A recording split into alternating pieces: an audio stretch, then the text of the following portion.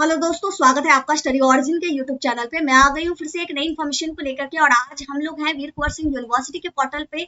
और आज जारी होने वाली थी सेकेंड मेरिट लिस्ट 2025 से 29 वाले एडमिशन की, यानी बीए बीएससी बीकॉम एडमिशन 2025 से 29 की सेकेंड मेरिट लिस्ट आज जारी होनी थी और हो भी चुकी है। कहाँ से चेक करेंगे, एडमिशन कब से कब तक होगा, सारी चीजों के बारे में हम लोग समझेंगे। कौन कौन से डॉक्यूमेंट लगेंगे, इन सभी चीजों के बारे में जानेंगे। सबसे पहले अगर बात करें कि एडमिशन की डेट क्या है, तो आज जारी हुई है 14 जुलाई को और इसकी एडमिशन की लास्ट डेट है 18 जुलाई। यानी जिनका भी सिलेक्शन हुआ है वो 14 जुलाई से 18 जुलाई के बीच में एक दिन तो पास हो गया, अब एडमिशन ले लेंगे।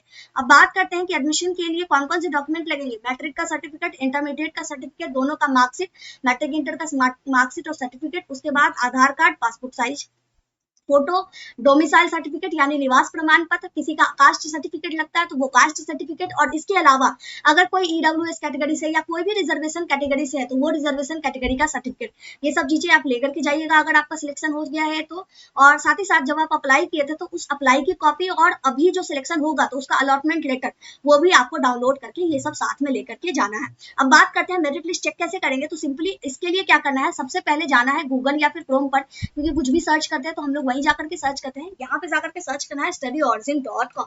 studyorigen.com जैसे ही आप सर्च कीजिएगा आपको नीचे एक जरा सा ऑप्शन मिल जाएगा स्क्रॉल करने पे।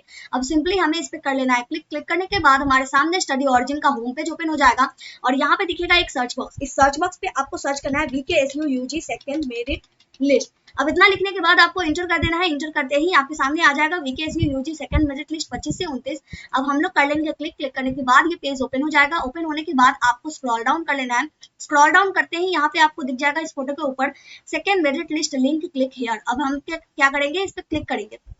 क्लिक करने के बाद ये पेज ओपन हो जाएगा और यहाँ पे आपको दिखेगा, सिंपल सी बात है, स्नातक प्रथम सेमेस्टर आवेदन के लिए क्लिक करें। यहीं पे आपको मेरिट लिस्ट में मिलेंगे, ठीक है। तो इस पे आपको क्लिक कर लेना है। क्लिक करने के बाद हमारे सामने ये पेज ओपन हो जाएगा। अब ये पेज ओपन होने के बाद यहाँ से आप अपनी कट ऑफ मार्क्स भी देख सकते हैं, कौन से सब्जेक्ट में कितना कट ऑफ मार्क्स गया है, यहाँ पे क्लिक कर लीजिएगा। अगर कट ऑफ मार्क्स देखना है तो इस पे क्लिक करने के बाद आपके सामने ये जो डैशबोर्ड है वो ओपन होगा। यहाँ पे आप जिस सब्जेक्ट के लिए अप्लाई किए थे वो सब्जेक्ट सेलेक्ट कर लीजिएगा, जैसे मैंने फिजिक्स सेलेक्ट कर लिया है। फिर डिस्प्ले पे क्लिक कीजिएगा तो कौन से कॉलेज में कितना कट ऑफ गया है ये सब आपको दिख जाएगा। कट ऑफ देखने के बाद अगर आपको सीट्स कितनी है ये चेक करना है तो यहाँ से सिंपली आप चेक कर लीजिएगा। इसके लिए भी सिंपली इस पे क्लिक करना होगा। क्लिक करने के बाद आपको यहाँ पे कॉलेज सेलेक्ट करना होगा। कॉलेज के बाद डिस्प्ले पे क्लिक करना होगा। फिर उस कॉलेज में कितने सीटें बाकी है ये सारी चीजें आपको पता चल जाएगी ओवरऑल। इसके बाद हम मेरिट लिस्ट की बात करें कि मेरिट लिस्ट कहाँ से चेक करेंगे। तो यहाँ पे आपको दिख रहा है ईमेल आईडी और पासवर्ड।